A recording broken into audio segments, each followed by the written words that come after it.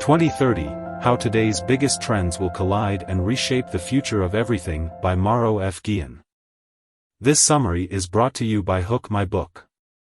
In this book, the author discusses the implications of different trends, such as population aging, the growth of the middle class in Asian countries, the increasing number of female millionaires, environmental changes and technology. They are all expected to have a significant impact on global markets by 2030. A person might hear phrases like, China will be number one at everything, and the United States and China will battle for global supremacy for the foreseeable future, a lot in the 2020s.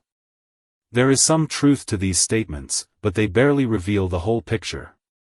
In 2014, India stunned the world by successfully placing a space probe in orbit around Mars, the first country to accomplish the feat in its maiden attempt. India has also been successful in other space endeavors such as finding water on the moon and developing robots for space exploration. The shift in power between countries is happening much more rapidly than people previously thought. By 2030, we will be facing a baby drought. The world's population is growing quickly, but it's not going to continue to grow at this rate. In the next few decades, the world's population will grow less than half as swiftly as it did between 1960 and 1990. In some countries, the population will actually decrease in size, absent very high rates of immigration.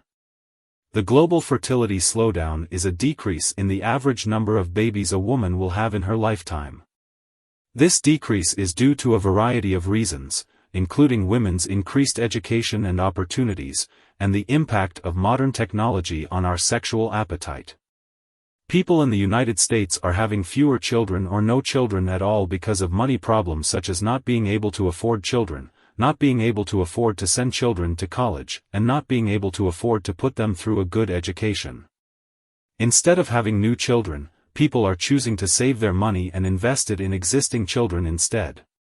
In South Asia, the Middle East, and Africa, the population of people between the ages of 15 and 34 will increase. In the United States, the population of people in this age group will remain the same. The reason for this trend is that the number of babies being born will not change, so the number of people in this age group will decline. Rise in migration. International migration will increase in the coming years as the baby boom generation retires and the world population grows. Most immigrants do not compete for jobs with locals, and they often have higher levels of education and skills than natives.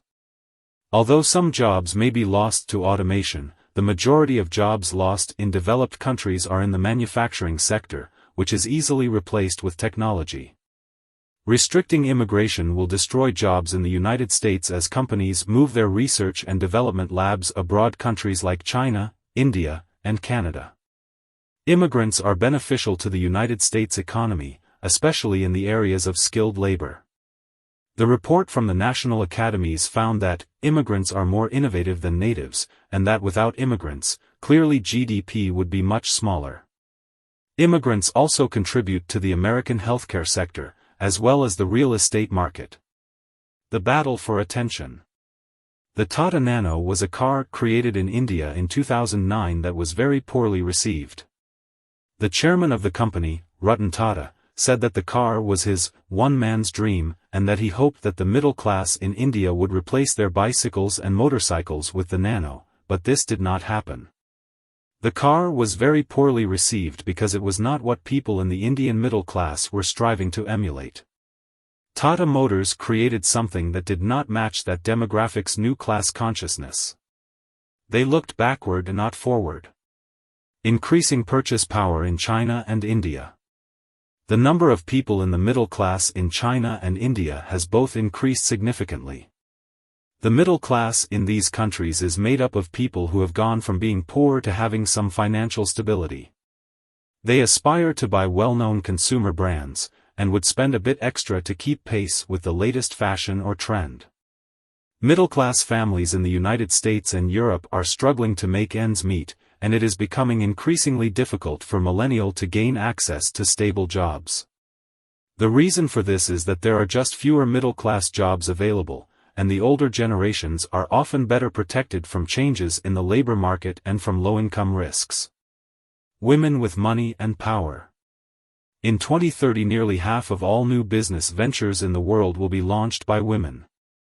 Women typically have different spending and investing habits than men, which can have a significant impact on the economy in the future. For example, women are more likely than men to spend their money on services like healthcare and education. This could lead to an increase in spending in those sectors of the economy.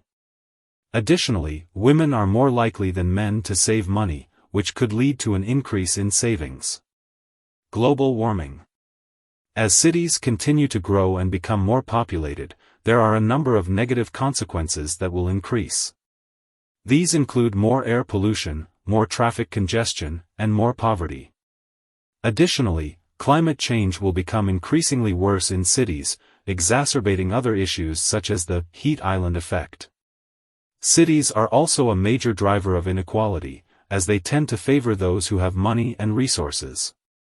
However, there are many people working to change the way cities function, and it is important to remain hopeful about the future.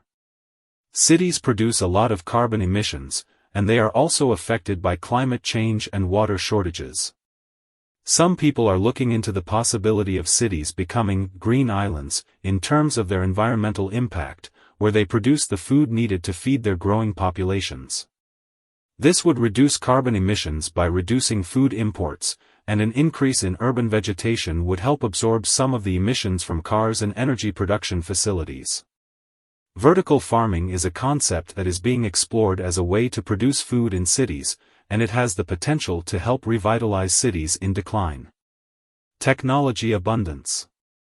By 2030, technological change will usher in a new reality in which there will be billions of computers, sensors, and robotic arms in factories, offices, hospitals, schools, homes, vehicles, and all types of infrastructure.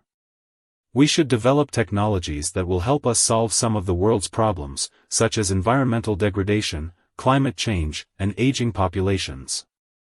Some of the technologies that should receive priority are waterless toilets, e-books for people who don't have access to conventional technology, VR-based therapies to help people overcome chronic psychological or cognitive conditions, and nanotechnologies that could liberate us from some of the materials most detrimental to the environment.